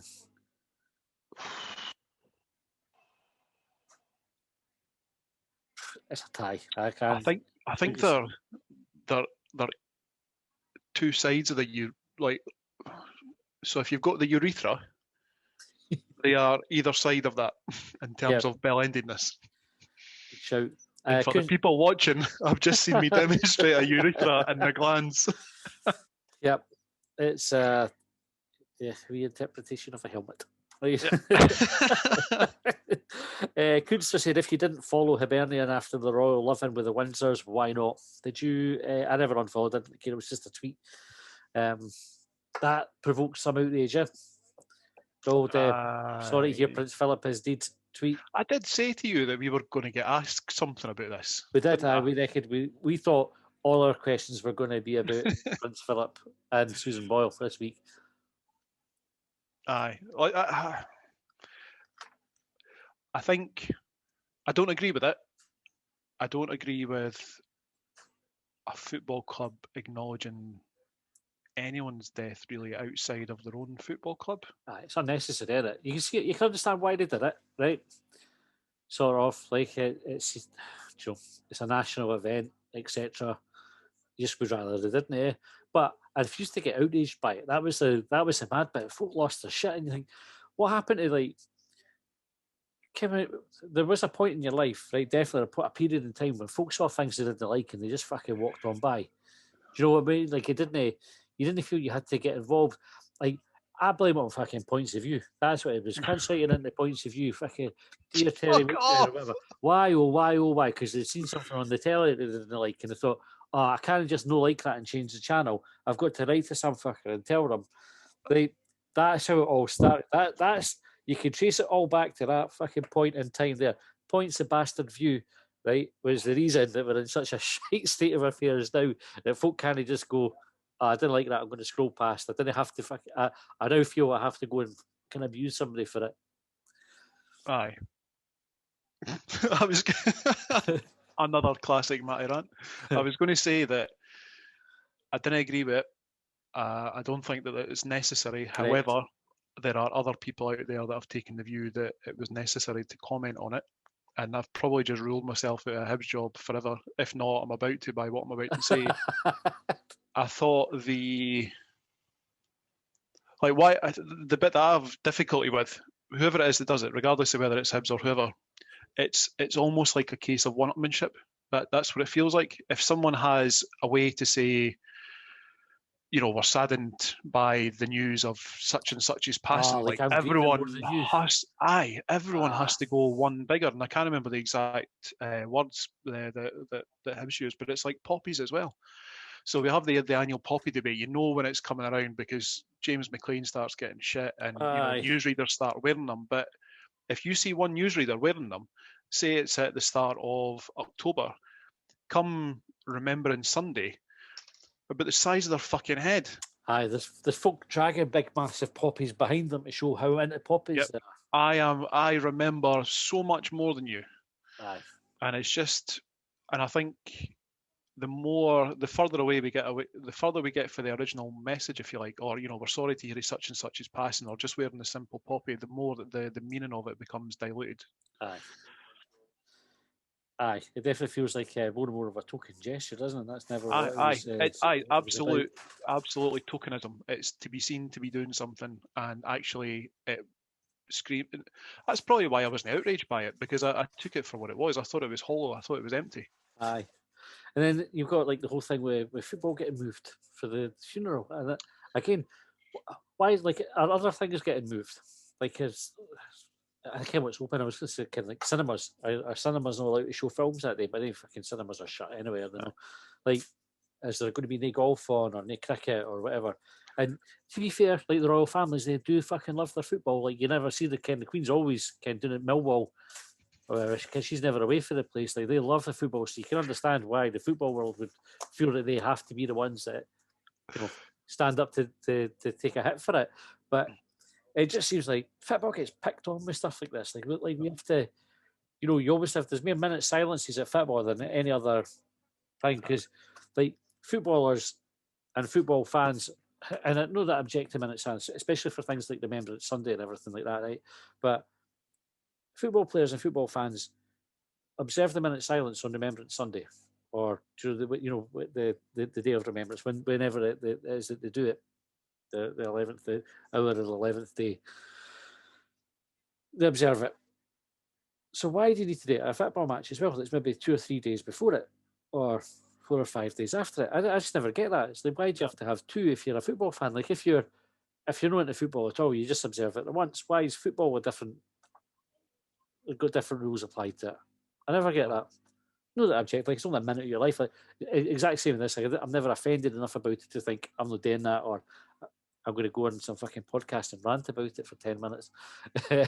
But you just stand, you quiet, and you pay your respects along with everybody else. But you just think, they're moving football games for a funeral. Like, do you know what I like about a minute's silence is listening out for the bairn chattering away to their mum and dad, and then you hear shh. You always hear it shh. Or the fireworks if you're near Parkhead. Yep. Right, 150k on Harlan Hill said, why are £50 notes still in circulation when it appears that criminals are the main users of them? Context, you're not wanting to go into a shop with a crunkled £50 note to buy a Freddo, are you? So No. why do they bother with £50 notes? Do you know, it's a really good question. I think it's to add extra layer of frustration for when you try to spend money. So not for us, but for tourists. It's like if you went, the equivalent, if you went abroad, right, and you try to spend a €50 note, if there's such a thing, or a €100 note, and the shops are like, nah, fuck off, everybody's ripping these off, we're not taking it, you'd be annoyed. So maybe it's just like the Royal Mint's version of, well, it's only tourists that are going to have these fuckers anyway, because nobody's withdrawn 50 quid notes for the bank. Tourists will get them when they exchange their money, they'll come over and it's just going to fuck them right off when they try to spend it. See, is 50 the highest denomination note that's in circulation in UK currency? I think you get £100 note as well. Maybe you didn't, John. I've never been presented nor taken anything higher than a 50. I honestly don't think I've had a £50 note in my wallet. Maybe if I've ever withdrawn like a large sum of cash for the bank, like say it was like my holiday spending money that I was away to convert or something, but I've never had it in my possession for much longer than, say, I don't know, the 20 minutes that transaction took. Certainly never had a £100 note. But see, with notes now being that mad air fryer, steak, fat, cow fat, plastic polymer, should we really be calling them notes? Do they need a new name? Well, what's the point of trying to change the name? Everyone's cash is going to kind of be phased out anyway eventually, isn't it? You can get a £100 note. We were correct. Do you know, I think I'm going to go down the bank as soon as possible and get one each, just so I can say that I've had it. Excellent. Then try and spend it. In Greg's. Good luck. Greg's. Greg's and then RS McCall's. For a Freddo and a Scotch pie. The Greg's here have stopped doing Scotch pies, by the way. I commented earlier how the Greg's here have the worst Scotch pies. They don't do them at the moment. I don't know whether they'll make a comeback after COVID, but that's a weird thing to choose not to do.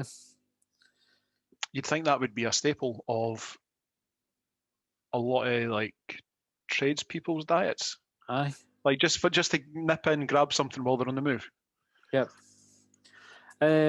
Alistair Taylor. By the way, Greg's are forever doing that. Anytime I've ever liked something out of Greg's, they've discontinued it. So they used to do this maple and pecan swirl. I think I might have been the only one that enjoyed it because they stopped doing it. There was, the millionaire shortbread, or what do you call it? Caramel shortcake. Yeah. So they did that, and I'm sure they had pecans or some kind of nut on the top of that as well. They stopped doing it. Nut allergies, It was just cheaper for them to avoid it. Maybe. By the way, you might be onto something. Because there's no nuts in a Belgian bun, or a yum yum, or a donut. Hi.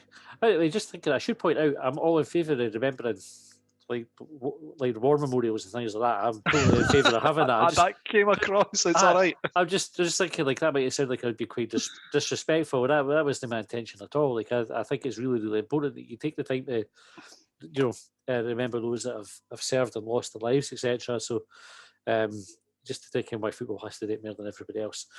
Right, Alistair Taylor said, Ivan Sproul and Lee Griffiths always made a point never to celebrate scoring against us in a match. Something that Joe Scott Brown never did.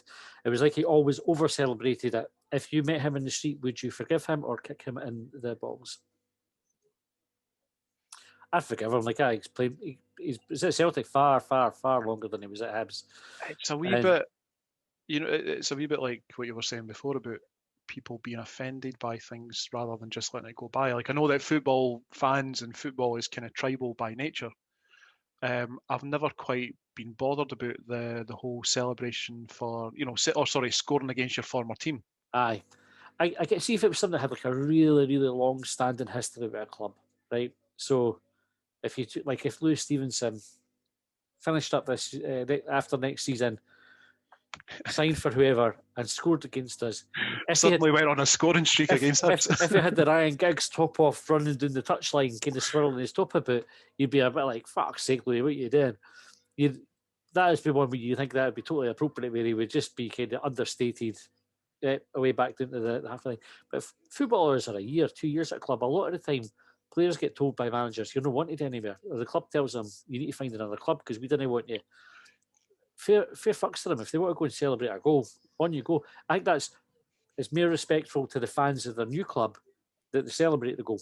I think they're more important to the player than the fans of the old club. Aye. I wonder if maybe the relationship, like Scott Brown had a decent career with Hibs and he left under good terms. Aye. At least you got that impression. But then he did become Celtic captain. He is like Scottish football's most decorated player in playing for them. So I don't know. Like I think he developed a bit of a persona towards the end of his Celtic career where he became how do I put it? I want to say almost larger than life, like the dick at the fives. And I wonder if that played into it. Like, I think, so if you remember when he got hacked down he rode like 3 challenges up at Pittodrick, Aberdeen, and he's pulling his shorts up and he's got a bit of swagger. That became Scott Brown personified for like the last 2-3 years of his career. So a bit of a caricature of himself, isn't it? Aye, him scoring against us. Nah, not that bothered. All right, Oscar Ramage said, "What's heavier, a kilogram of steel or a kilogram of feathers?"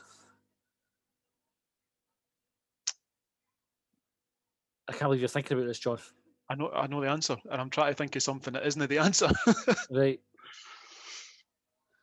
I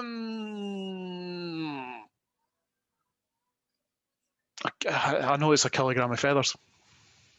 No,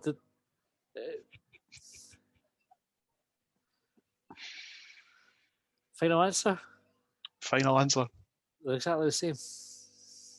A kilogram, that's what they fucking weigh. Or is a kilogram, you would think anything. A kilogram weighs the same. I know what you're thinking, and I know why you're upset. But if I remember rightly, as much as you're saying that a kilogram of steel and a kilogram of feathers, aye, a kilogram is a kilogram. But apparently, the way that they measure the weight of something like feathers is different from the way that they measure something like steel. And a kilogram of feathers is, if I remember rightly, marginally heavier. Sounds like bullshit. Let's go in the science research for later, if I remember. All right. This question, Josh begin. And Josh, what are you thinking about here, right? So, John, I'm going to put this question to you. If you were ball deep in your mum and your dad was ball deep in you, what way would you move first to get off?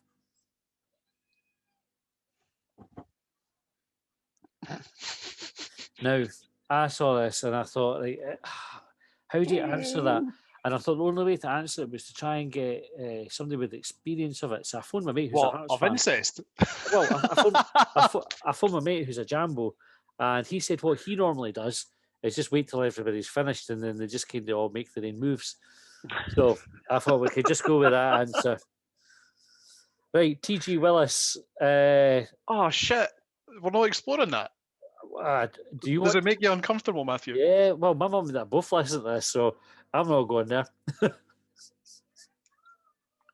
I saw this question, and I don't normally look at the questions beforehand. This is one that just happened to appear on Twitter when I was scrolling through. And it made me think that to be ball deep in your mum suggests intent. And to be on the receiving end of your dad suggests unwanted attention. So I think in that really fucked up scenario, you want to be moving forward. Right, I think we should just move on for that, John. I will always, always, always try and answer any question put our way. TG Willis said, have you muted me? The temptation was to skip that question, obviously, but his actual question was, would you buy a tray bake millionaire shortbread at £3 for 2 square inches at a fancy Dan cafe, or a Twix for 65p? So, had you ever considered a Twix in the realms of millionaire shortbread? I'll be honest, say I didn't, and I can't believe I never, because as soon as I read that, I went, oh, yeah, fucker. that's effectively what a Twix is, isn't it? Aye. In which case, why spend £3 on the tray bake, get the 65p Twix? If anything, the Twix is better because it's fully covered in chocolate. Yeah, and you can make the V sign with a Twix, and you can't do that with millionaire shortbread. It's one of the few chocolates that can be offensive with that and a twirl. As much as they're broadly speaking the same, you've got chocolate, you've got caramel, and you've got shortcake. A good bit of caramel shortcake is better than a mass-produced Twix. Yeah. Except you can't give the V sign with it. Ladid said, does this feel like deja vu all over again? Do you know, John, is actual factual, there is no French for deja vu. They don't have an equivalent same. So William said, can you see me narrowing my eyes at you right now, trying to work it? William said, you have to keep one, the Gormless Kiosk Kids or the half-time low-flying Seagulls. So keeping the Kiosk Kids, they're just trying to earn a living. It's not their fault. The Seagulls, on the other hand, aye, but they're trying to earn a living and like just not even being present. like physically they're there. They're just fake it. So I'm going to say, oh fuck it. But then see when the Seagulls, I don't know. I find the Seagulls more problematic during like the pre-season friendlies. They tend to be a bit braver. They tend to swoop and dive at you a bit more. Whereas when it's like a regular season game, I don't find them as difficult. And I don't know if they're maybe scared off by the bigger crowd. Aye. Do you think the Seagulls are missing the football? Like, what do you think they're kicking about the now? It must have been like a bit of a blow to them. Sure, they'll be like, fucking dancer, Saturday's coming up, it's chips and pizza this week, lads. And then they get there, like fucking seagull noises flapping their wee fucking seagull wings. They get there and the place is fucking dead. And it stayed dead for a year and a bit. There's no pies, there's no pizzas, there's no crisps, there's feck all. Right? Those seagulls, they're like, what am I doing? Where are they going instead?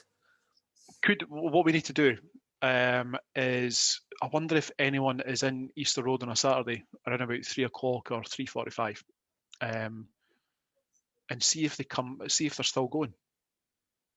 Aye. Are seagulls so ingrained in their habits that they are still going now, or because of this period of lockdown, will they have died off? Will we have seagull-free football for the first time since forever? I think, Joe, it would be a good test to see whether they just come for the football. Maybe the food's a byproduct. Maybe they'll just like a game. Because if they're still going now and there's no food, then you can, they're just Hibbies. They're just sneaking in. They also have the benefit of not having to deal with the vacant teenage kids in the kiosks. They didn't have that. They need queues to get in through the turnstile. So even when the turnstile packs in, you can't use your barcode. They have to fart about with that. They can pick whatever stand they want. They're not having to worry about bronze, silver, and gold prices. Yep. They just go in and just going to seagull about the place, just do a bit of seagulling, watch the football, and then bugger off. So just imagining fucking seagulls getting onto their seal Twitter after the game. Fucking Jack Rosma's goal. Hibs were shite today. Can't he come from behind? Fuck's sake. chucking the wee seagull scarves on the pitch in their age. I'm not coming back. Flying off in the huff. Wee bastards. Right, but I think we're nearly. Oh, jeez, John, this has gone on way longer than normal. We've still got some questions left, right? So we'll need to kind of fire through these. Alex said you have to pick one to make a return. Musicians to sing about throwing your hands up in the air and waving them around like you just don't care, or musicians to sing about having their mind on their money and the money on their mind. Which is it and why? Mind on their money and their money on their mind, because I think the first song or the lyrics for the first song or the first example was Backstreet Boys. Right. Decent song, Backstreet's Back. That was a good tune. Well, yep. Yeah, I remember that one because that's just like actually waving your hands in the air like you just don't care is reckless. Like, what if you're driving for a start, operating heavy machinery? So, a goalkeeper. Maybe that's what that was Zibby Malkowski's fucking problem, doing his music. Yep. Right, Mike said, at the risk of legal proceedings, this should get us sweating. I'll leave the dodgy stuff to 150k on Hanlon Hill. Would you give up your favourite food or give up sex? And would you rather be stuck in a phone box with 10 snakes or 10 tarantulas? So, ask me that again, sorry. Would you rather give up your favourite food or give up sex? That's the first question. But it's not one in favour of the other, is it? It's like, it's not, you get to keep. Yeah, it's basically which of the two would you have to, you have to give up one. So you're either giving up your favourite food or a bit of shagging. Like, but why? Under pain of death or just because? It's just a fucking question. Why are you starting asking why? Now look at the other but questions. Why do we have to give something up? Because it's in the question. Okay. Because you just can't. You just can't, Colin. What a cunt he is as well. Give up my favourite food. I think that's the right answer. Would you rather be stuck in a phone box with 10 snakes or 10 tarantulas? Have you seen a film called We Are the Millers? It's got Jennifer Aniston in it. No. She's like, she does a wee striptease routine in it. I'd give it a watch. Right. It's worth it for that. So there's a lad in that gets bit by a tarantula on the testicle, and it swells up and it looks really, really bad. I think 10 tarantulas, because I get the feeling that snakes are maybe a wee bit more, like, assuming that they're both venomous. Yeah. I think if you stand still, you're more likely to survive 10 tarantulas than you are 10 snakes. Aye. I think a snake's just going to fucking lash out and bite you. Snakes are more aggressive. There's when I used to really hate spiders. I'm all right with spiders now. Right? Tarantulas, I wouldn't be like overjoyed at the thought of being in a phone box with them, right? But there's a James Bond film, Sean Connery. I can't remember which one it is. Is it the one where the spider gets put into his bed? They put two of them, and he just scuds it with a fucking shoe. And you go, well, why would you know? It's just a big spider. Can tarantulas get talked up? But at the end of the day, it's just a big spider, and you could scud it with a shoe. So, that's what I would go. I would just scud them, or get a big. If you had a glass with you, you could just put them outside the phone box. This is up there with me getting my. Well, it's in the same sort of ballpark as me catching my head in the clothes horse. When I was in Australia with the wife, we were staying in a wee camper van. We travelled up the east coast. And I think we were in a place called Bundaberg, and where we were staying in the wee caravan park there. I think we've woken up following morning and there's a spider on like the wee sort of curtain, and Joe's like, she's fucking like edging out the van, like, John, try not to make any new movements, sudden movements or noises. And she's like, John, there's a fucking spider. So I grabbed the only thing that was closest to hand, which happened to be like a washing up liquid bottle. And I've just fucking scudded the spider and all the washing up liquids fucking spurted at the other end. The spider's dying, but pissing itself laughing at you at the same time. That's karma, you prick. Mal Bergen said, what wouldn't get McGregor angry? Does such a thing exist? No, he just walks around in a permanent state of rage. Aye. Just varying degrees of rage. What shampoo doesn't Nielsen use? All of them. Why is our away shirt purple? I got told a story about this years ago. That I think it was when Tom Hart was chairman. The groundsman was out painting, and I think he had I don't know if it was like a primer or something that he was putting on the old terracing, and it was purple. And Tom Hart asked the groundsman what colour do you think the waist strip should be, and he said purple, fucking purple. Obviously, he'd been out fucking painting the barriers all day, and seemingly that's why we've got a purple strip. But I don't know if that's true or not. Is it not? What's the chairman that had his the flamboyant chairman whose name I fucking got it in my head, but it was his wife's favourite colour. Hart, was that his name? Who? Hart, chairman. Tom Hart, Tom Hart. Guy I just mentioned. Is that what you just said? Yeah, Tom Hart. I missed that part. It could have been. It might have been. I thought it was his wife's favourite colour, but anyway. Why aren't our stands named after anyone apart from the famous five? And by the way, it's a misconception about the famous five. Folk think it's the footballers, but it's from the Enid Blyton novels. They were going to have the Secret Seven because they thought they could have got away with that as well because of the 7-0, but they thought it was a bit tenuous. I don't know. Has anyone since the famous five had as wide-reaching an impact for Hibs and football as the famous five? Well, there was John West for the tuna folk. Obviously, he had a big impact. He's got the West stand. You know, it's just coincidence that it's fucking geographically the case as well. But honestly, like if it wasn't for him, sometimes hospitality wouldn't have had any sandwiches at all. So, you know, it gets overlooked. Folk just assume West Stand fucking geography, but it's no all the dolphin friendly stuff and that. He was the pioneer. But that's only because dolphins fucking like Hibs. So that's how. If it wasn't for John West, dolphins would still be getting killed because folk didn't care what football team they supported. But he was like, "Hold on a minute, clever cunts support Hibs. If you're catching tuna, which if you're catching it for me, then I get them in the nets either." So, and then obviously Tom Farmer, when he rebuilt the stadium, he loved the tuna sandwich. Like him and John West were really good friends. So we've got that. That's it. The South and the East are, yeah, they're still up for grabs, but the West will never get changed. And Malberg, why have I got time to ask these questions? Time on my hands to ask these questions. Who knows? Liam, how angry would it make Alan McGregor if someone said nothing rhymes with orange when nothing does not rhyme with orange, but nothing rhymes with orange?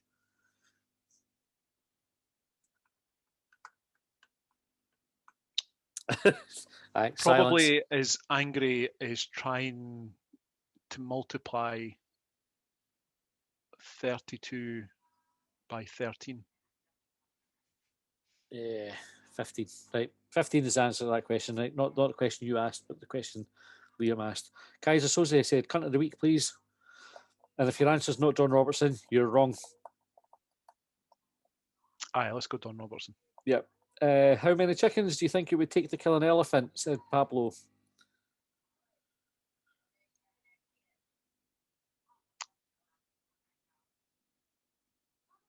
I think it's just one if it's a choking incident. If it's eating the chicken and a wee leg gets stuck, the elephant chokes, chicken wins. All the chickens have to sacrifice itself for it. I've just imagined. There's a test that they do on airplanes. They fire birds at the engines, like the carcasses of dead birds at the engines. And I just imagined like a chicken cannon getting fired at an elephant, just blowing a chicken-sized hole in the side of it. It's good. So you only need one. Aye, you do. Do you imagine that fight starting and there's guaranteed to be one fucking bullshit chicken telling the elephant to pick on somebody that's same size? And the elephant just going, right, fuck you, stamp, stamp, stamp, etc. Right, Alex said, should the word architectresses, multiple lady architects, be shortened to architectressae to save time? It would save a lot of time collectively, and I think it should at least be considered. Yes. Aye. Aye. We'll add that to next week's agenda. 150k on Hanlon Hill. Imagine a world where you smelt through your arse and farted out your nose. How awkward it'd be when you went on the pool. How you doing, hen? Rasping nose fart. You come here often. It kind of look worse if you were trying to smell your food, though, because you'd have to waft it around your arse before you lifted it to your face. You would. Oh, there is people that are like mad heavy breathers, though, eh? You would taste in your, like, you know, when you breathe it through your nose, if you're farting through your nose, you'd be catching some of that in your mouth. Aye, and does it stand to reason that, like, your farts, when you fart, like, there's a wee bit fecal matter comes out with it, like, however minuscule. Yeah. And if that's coming out your nose, you're basically shiting out your nose. Wow. Oh, no. Like, see if you pick your nose, do you come out with a big jobby? Then would anal sex be fuck nose? Aye. Well, no, your anus just would be smelling through it, right? But then you would, folk would be smelling. Possibilities are disgusting. Yep. Right, moving swiftly on. Mixu said, why is it when you're driving and looking for an address, you turn down the volume on the radio? I do it. I don't know why. Everybody does it. It is literally, you need to hear yourself think. Aye. I don't know why it helps you concentrate, but it does. Definitely does. Alistair Taylor, last question of the night. Inverness's pink away top is pretty friggin' dire and an insult on the eyes. What's the worst top you've seen and what's the worst Hibs one? Any Hearts tops. Hearts have had some shockers in their time. They made the fruit salad one, pink and yellow. Yep. That's going to be the worst. Worst Hibs one. First season we were in the Championship with all green, no white sleeves. And I had the marathon bit. So I reckon if it had like a decent sponsor on it, they might have got away with it. But the big white marathon bet transfer on the front just made the whole thing look about kind of like it was the tackiest strip. It grew on me as the season went on. But like the first time I saw it, I was like, that is fucking horrendous. Was that a home strip? Yeah. That one. No. I was going to say, I don't think I've ever hated a Hibs home strip. And I didn't hate that one. It was just a bit weird. I don't even think it was the right shade of green either. It was marketed as a homage to the famous Five. Oh, really? Because they had like the I think their memory marches on was on the back, like behind underneath the collar. The idea was good, but the execution was stinking. Like that tweet about Prince Philip. Yeah. It just I never took that. The other one I never took to was the soap one, the Puma one. Oh, that was a pretty rank strip as well. I'm never a fan of the fluorescent yellow strips that Hibs are coming with. It was almost like you could imagine the marketing meeting. Right, guys, what are we going to make the strip? Oh, we've not done fluorescent yellow in about 8 years, so let's do that. Right, lunch. There was a yellow one we did with a green trim, the Coq Sportif one, I think it was, back when like McManus was playing for us, and it had like a kind of funny material, like textured. Do you know what I mean? Like almost crispy. Yeah, is it that one? Crispy. Yeah, I get. Exactly crispy, crinkly, like. Yeah. Aye. That was smart. I like that yellow one. The yellow ones after that have been a bit hit and miss, but I like that one. I just didn't. I'd be looking for us all about it. So, the purple stuff, the purple kits, it feels related to me, at least to Hibs, and I've got no justification for it. I think home strip, green body, white sleeves, away strip, white body, green sleeves. That's how it should be. If you're going to deviate for that purple, get the fluorescent yellow shite to fuck. Aye, I'd go along with that. The white, just like the negative version. So you've got green and white, and white and green. That's my favourite combination. I like a white and green away strip. Aye. The one we had for was just after the 2017 season.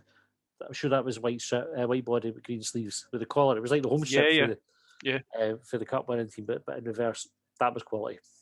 I wish Hibs. I don't know if this happens anywhere else in football, but I wish that Hibs and the sponsor, so like the marathon bet that you mentioned, how could that not have been made like the white lettering on the green background? They changed it, didn't they? Because I think after the feedback, they changed it. So for the next again season, it looked like it blended.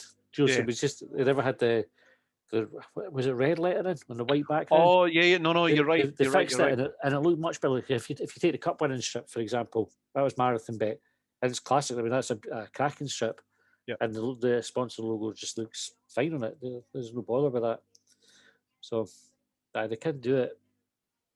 Just do it every time. Aye, they never have a big never get anything wrong. Transfer that was never get anything wrong. That's never face the criticism for the Hibs support.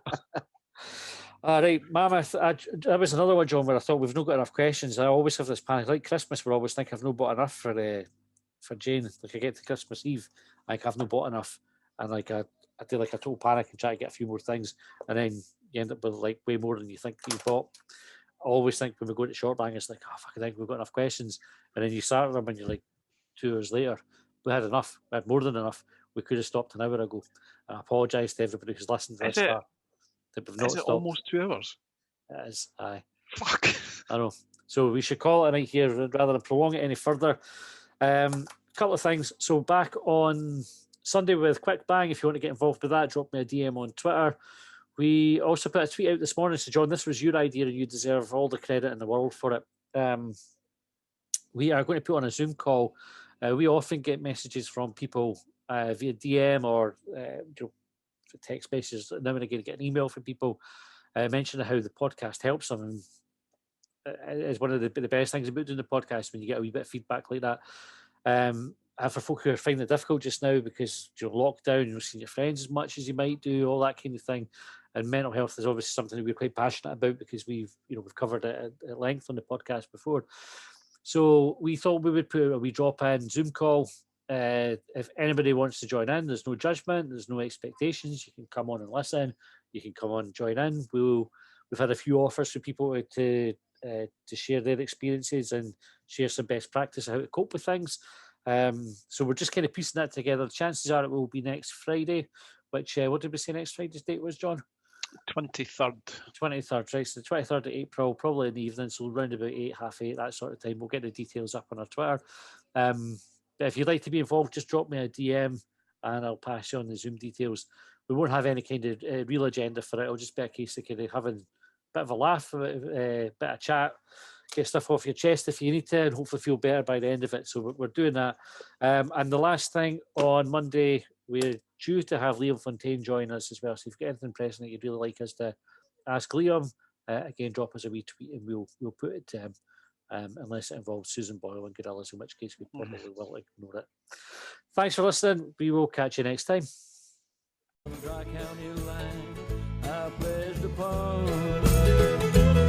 Well, they trailed me down when I broke free. I drank all the whiskey in Tennessee. I don't drink water, no